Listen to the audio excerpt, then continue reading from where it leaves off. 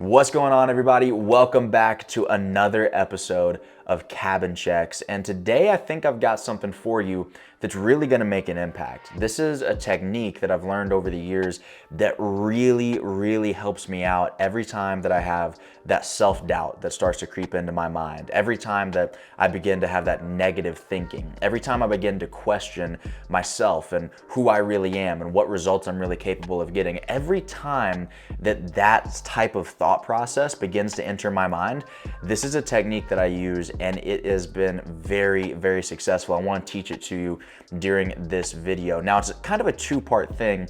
Part one is we cannot control what thoughts enter our mind, all right? That's like the prerequisite presupposition that we've got to get our minds around before we dive into the strategies, the tools, the techniques.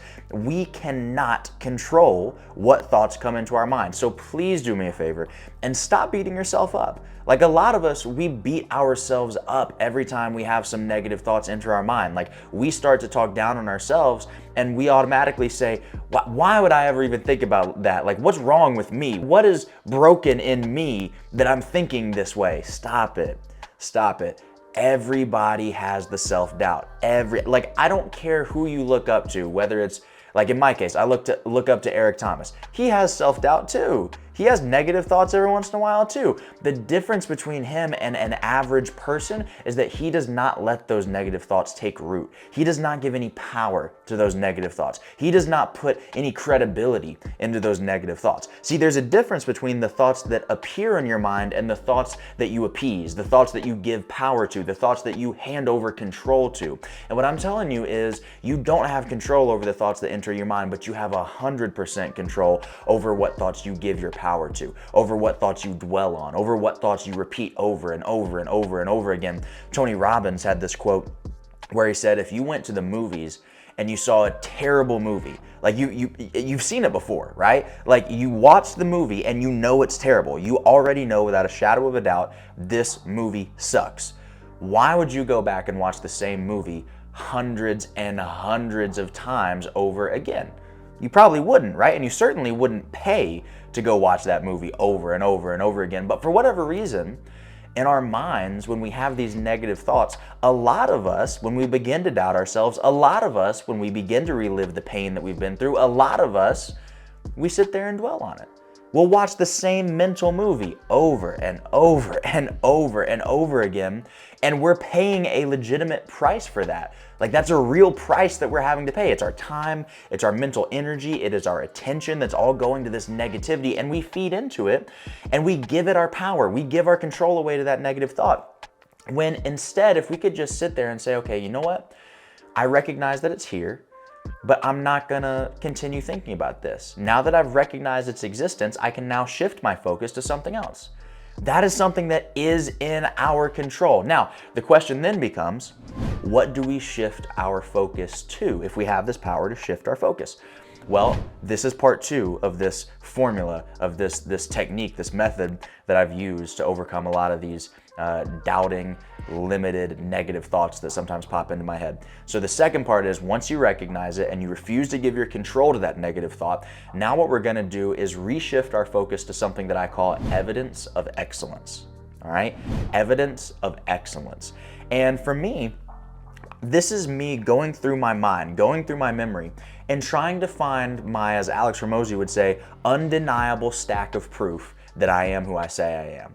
I need to go back through my mind and remember the times that let me know, that indicate to me, this is what you're truly capable of. This is how good you really are. So, for example, it's just kind of embarrassing, but a lot of people ask me, if you didn't do gymnastics, what sport would you have done? And everybody assumes football, just because of the way that I'm built, right?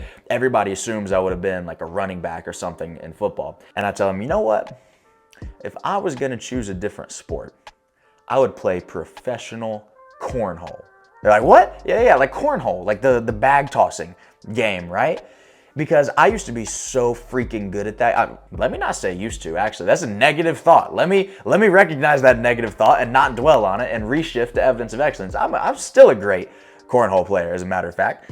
But I used to go to this gymnastics camp, man, and every Tuesday night, the coaches would have a cornhole tournament, and we would compete against each other at this game of bags. And for those of you who've never played, the way that it works is you've got this board set up, it's at a little angle, and it's like, I don't know, 20 or 30 feet away. And there's a little hole cut out at kind of the top middle portion of the board. And you throw these bean bags, right? And if the bean bag lands off of the board, that's 0 points. If it lands on the board, that's 1. And if it goes through the hole in the board, then that's 3 points. Each player throws 4 bags per round, I should say, and the first to 21 wins, right? You gotta remember, this is a bunch of athletes and coaches, former athletes who became coaches. We're all super competitive. And so every Tuesday night, we got into this thing. Like, this was a big deal to us. Who was gonna be the cornhole champion of the week? It was an important part of the camp life. And so I practiced, I put my hours in, I put the time in, I perfected the technique, the little wrist flick at the end of it, like all of it. And I got to the point where I was so good that we would be playing in the tournament and it would be a match against another team, and I would throw a bag and just sink it. And then I would throw another bag straight through. And then I would throw another bag, boom, straight through. And I'd get 3 in a row. And all of a sudden in the back of my mind, I would say, man, there's no way I'm gonna get 4 in a row. Like, there's no way I'm gonna sink 4 bags in a row. There's no way. And I started doubting my own success. I started to second guess how good I really was. I started allowing these negative thoughts to come in and add pressure where no additional pressure was really necessary, because I began to think about this later on in my life. And I said, you know what's crazy about that is that I just proved to myself how good I was. I just proved to myself that I can get 3 in a row. So in my mind, if I've already got this stack of undeniable evidence that I am really this good at that game, shouldn't I have increased confidence on the 4th shot, not less confidence on the 4th shot? I just went 1, 2, 3 in a row. Why not make it 4? Why not continue the trend? I already know that's how good I am because I just showed how good I am. But instead, I allow my limiting beliefs to jump into my mind and say, I'm that good, but there's no way I can be this good, right? Catch what I just said. I'm gonna allow myself to be this amount of good because in my mind, that's what makes sense. I'm not worthy of being that good. 4 in a row good? No. Me? No. That's this subconscious process that was happening in my mind. And so this is where the idea of evidence of excellence came from. I just went back in my mind and I started saying, okay, I've got evidence of excellence right here. Just in this round alone, I just got 3 in a row. Why not make it 4? I've got evidence of excellence last week's tournament. I've got evidence of excellence in practice that because like I said, I was putting my time in. When I was practicing these shots, I got evidence of excellence there, and I start going through my mind of all the different reasons why it makes no sense to limit myself at a certain level of skill or a certain level of achievement or a certain level of how good I am. It doesn't make sense to limit myself because I have evidence to support that I really could be as good as I would like to be, not as good as what I'm limiting myself to. So the next time that you are in a situation and you begin to doubt yourself, I need you to do 2 things. Number 1, I need you to recognize the limiting belief. I need you to recognize the doubt, the negativity. I need you to recognize it and then refuse to give your power to it. Shift your focus. And when you shift your focus, I want you to think about the times in your life where you were just a flat out beast at whatever it is you were doing. Like, there's gotta be something. There has got to be something where you had that moment where you're just like, man, I'm a dog. You have that one moment in your life where you're like, yep, this right here, I know this is who I truly am. This is what I'm capable of. This is the real me. You got to go back to that moment, hang on to those feelings, and then bring it back into the present moment with you.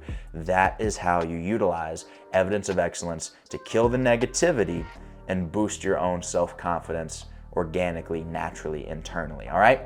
I hope that helps you. If this gave you any value, please do me a huge favor. Like, share, comment, subscribe, and show this to a friend because this is something that I feel like a lot of people need. I talk to athletes about this all the time. I talk to corporate people about this all the time. Like, this is a problem that everybody struggles with. That's the last thing I'll end on, as a matter of fact, is please stop beating yourself up.